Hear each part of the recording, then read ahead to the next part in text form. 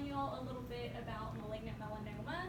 So to begin with, malignant melanoma is a term that pretty much everyone is going to hear at least once in their lifetime because it is so prevalent across the world. So according to the National Cancer Institute, in 2015, there was 1,222,023 people living with malignant melanoma. So I'm pursuing a career in the nursing field, and because of that, I want to heighten my community's awareness of this disease.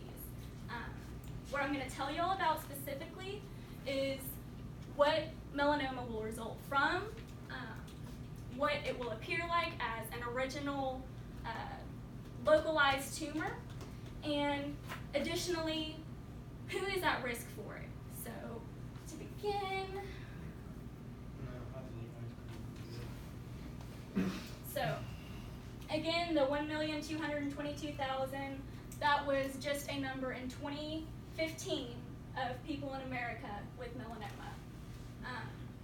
So melanoma is a melanocyte, which is a skin cell, and it is mutated to where these melanocytes right here, they're mutated to where they will have an overproduction, and you will experience an accumulation of what will appear as a mole, and it will be similar to like, it will eventually become a tumor.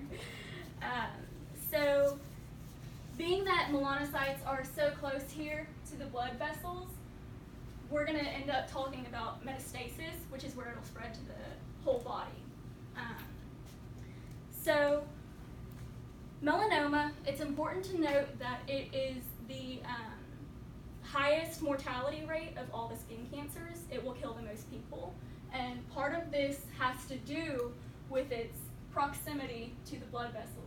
Because think of right here, all of this is going to be overrun by mutated melanocytes. So when those reach the blood vessels, our system-wide vascular system is going to have melanocytes break off into it, and so other systems can be infected or grow malignancy, such as your digestive system. So everything will be at risk because of this.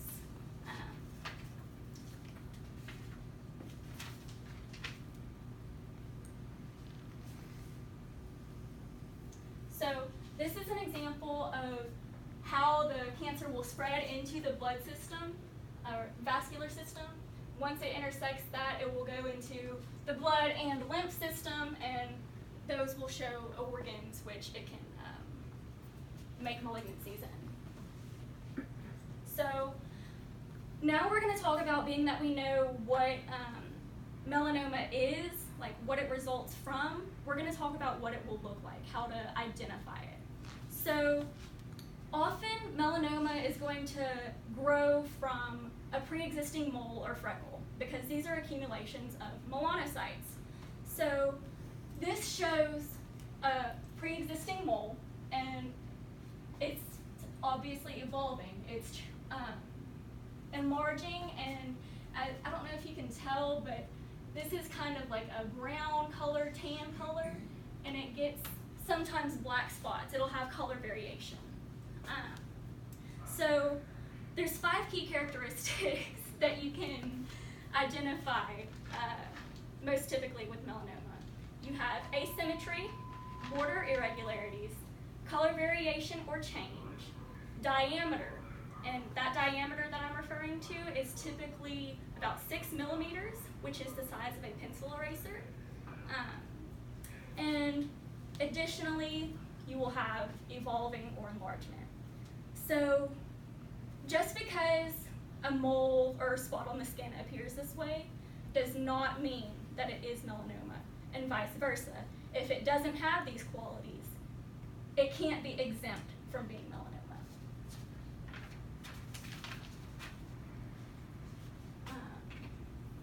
And this is examples of like asymmetry. On the top right image, you can see, like, if you were to compare 2 halves, it's not going to look the same.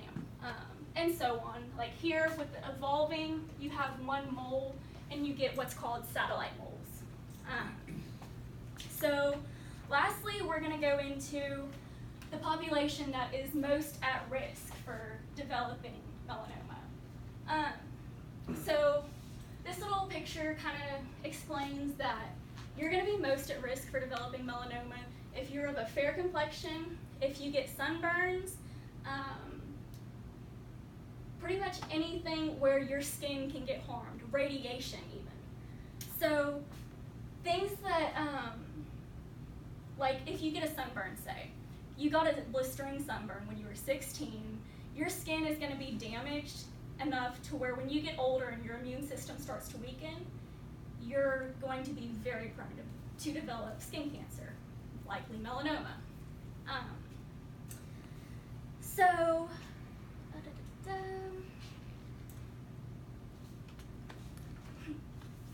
Hang on, I'm sorry. Additionally, melanoma will be more common in men than in women.